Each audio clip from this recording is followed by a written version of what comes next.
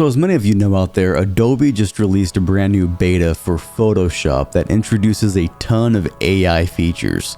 And I just don't mean, you know, erasing stuff better, filling stuff in with the content aware fill tool. No, I'm talking about making something from literally nothing to add things to an image that straight up were not there. And as we all know, AI is kind of taking over the world right now, and I for one welcome our new robot overlords. Hopefully that gets me on their good side. But all joking aside though, folks, I've been messing around with this and it's been blowing my mind. Like, this is insane. So I got a couple photos here pulled up in Photoshop. I want to show you some stuff you can do with them, okay? All right, this was a thumbnail I used in one of my most recent videos. And I kind of sort of want to maybe change the color shirt I'm wearing, maybe extend this photo out a little bit more, like give me some hair. This is like snapped in a hurry, so I didn't really quite get the framing up that I would like to, you know? So let's go ahead and make a copy here, just to have a different layer to work with, right?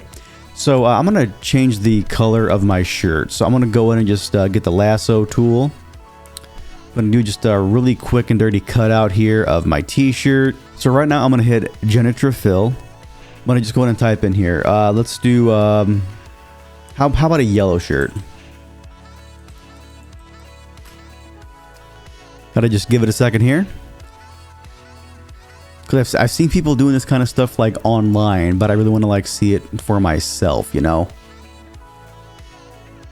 Wait for it. Wait for it. Okay, that's insane. There's a little bit of this distortion like back there, you know, but with the way that, you know, it's all blurred out because the bokeh and everything, it still looks relatively natural. Now, I've also been reading you can actually extend photos out to add details with AI that weren't actually there in the first place. So again, let's see if it can fill in my forehead and give me some hair in this photo. Alrighty, going to go and hit the crop tool.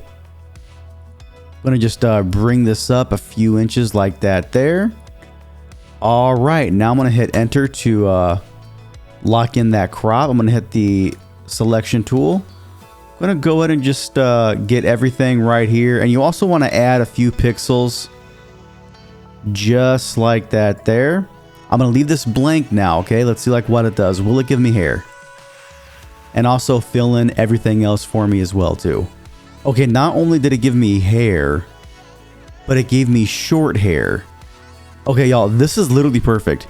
That is to a, like, that is capital P perfect. And again, folks, this is the new image. If you wouldn't have seen me do this stuff right now for you all live, you might actually think that that's what my hair looks like in this photo and I'm just wearing a yellow t-shirt. But no, all of this got generated with AI from this. That's so cool. But now I'm going to try something different, okay? I'm going to show you all a engagement photo that I did over in St. Louis. It's not as tack sharp as I would like, but it was a surprise engagement photo shoot. So they didn't actually know I was taking photos. So they were still kind of moving around, jumping around. And I sort of kind of caught them mid motion. So again, they're not as tack sharp as I would like, but they still love the photo. So I'm going to go ahead and go in here. Wonderful couple, had so much fun. I'm going to see if I can widen this out a little bit and maybe add some stuff right next to them. I'm going to hit C for crop. I'm going to go ahead and kind of bring this out right here. I'll bring this out over here on this side like that as well. I'm going to hit enter to lock that in.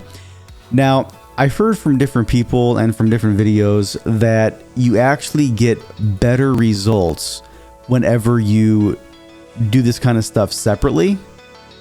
You know, go one side, fill this in, then do the other side and fill this in. Because apparently whenever you do it together, it takes one resolution image and it kind of stretches it out to fill everything in for you.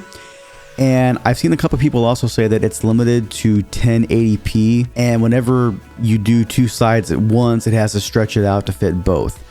So let's go ahead and just try to just fill this here in, okay? So for this side here, I'm going to leave it blank. And this is a Union Station in St. Louis, in case y'all were wondering. Love taking photos there. It's such a nice place, too. It really is. Okay, well, that just by itself looks awesome. Look at these. Also looks great. You know what? Okay. For this one, I like this right here. Like, that looks phenomenal. Okay, how about for this side here? And you know what? I wonder if I can bring back some of her hair a little bit too. It gave her hair back. You know what? I actually think I like the first one a little bit better. So again, so we went from just this photo here to this, and it also added her hair back. And the funny thing is that I'm the one who took this photo, and I just cropped it in a little bit to make it look nicer for that portrait shot. Her hair actually did have a little spot coming off of it like this here. Of course, the AI wouldn't know that, but I just mean like, that's literally what I was looking at. This is absolutely insane. But yeah, so like, what do y'all think about this? Are you excited about this new feature? Are you going to incorporate it into your workflow? Do me a favor, sound off in the comments below, and I will catch you guys and gals next time.